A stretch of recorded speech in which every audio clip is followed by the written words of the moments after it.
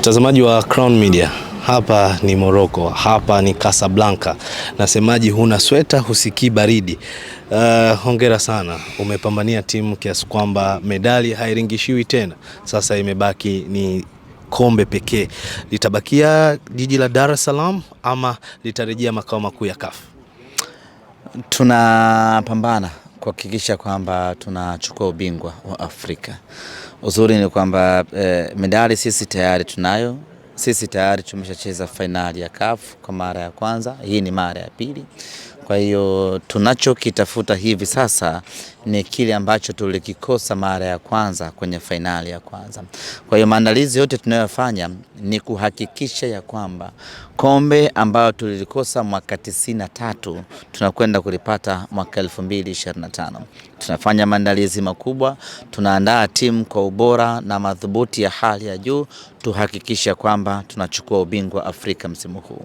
Ni siku ya pili sasa tuko hapa Casablanca, mmefanya mazoezi na tukielekea katika kuhitimisha. Session umeiona vipi chini ya mwalimu Fadlu ambaye yeye ni mwenyeji hapa, ameshafanya kazi na tunataka tujue kwamba itasaidia kiasi gani. Subiriwa kutakuwa tupewe siku nyingine jamani. Yes, nikirejea katika maandalizi ya mwisho hapa siku ya pili sasa, session inakaribia kumalizika na safari kuwafuata Berkane. Mnaye mwenyeji wenu Fadlu ambaye amewahi kufanya kazi katika nchi hii ya Morocco. Ina faida kiasi gani kwa mnyama Simba Sports Club? Ya maandalizi yamefanyika, leo ni siku ya pili tumefanya mazoezi hapa na imekuwa ni session nzuri ya siku ya pili.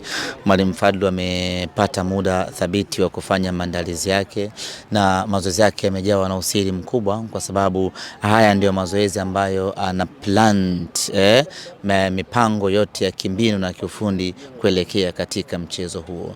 Amepata programu nzuri jana na leo, na kesho tunakwenda kufanya mazoezi yetu ya mwisho katika uwanja wa mechi. Leo tunategemea kusafiri kutoka hapa Casablanca kuelekea Saadia mwendo wa saa 10 kamili za hapa Morocco, sawa na saa 12 kwa saa za nyumbani Tanzania.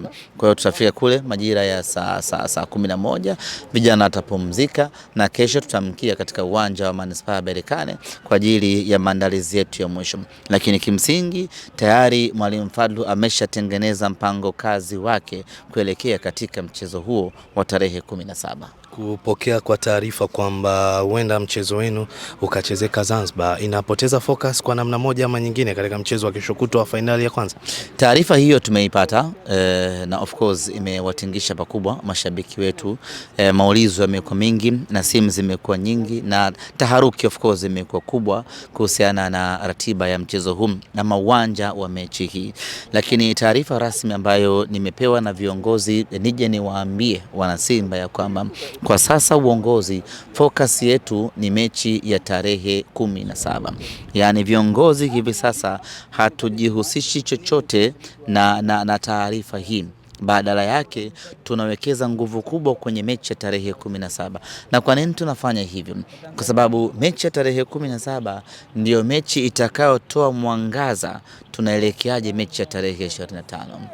Tunafahamu ya kwamba Berkane anafanya kila anachoweza amalize mechi hii ya finali kwenye mechi ya kwanza, yaani apate matokeo mazuri kwenye mkondo huu wa kwanza ili kwenye mechi ya marudiano kwake iwe mseleleko, na alifanya hivyo kwenye mechi ya nusu finali.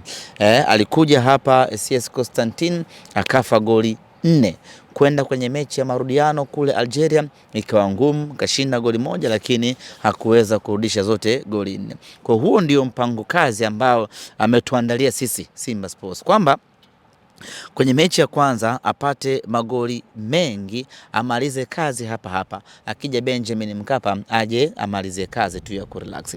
Sasa sisi hatuko tayari kumpa hiyo nafasi ya kutumalizia hapa nyumbani kwao, na ndio maana tumeweka kando vitu vyote kuhusiana na mechi ya mkondo wa pili, na badala yake tutumie nguvu kubwa na maarifa makubwa kumaliza mechi ya mkondo wa kwanza.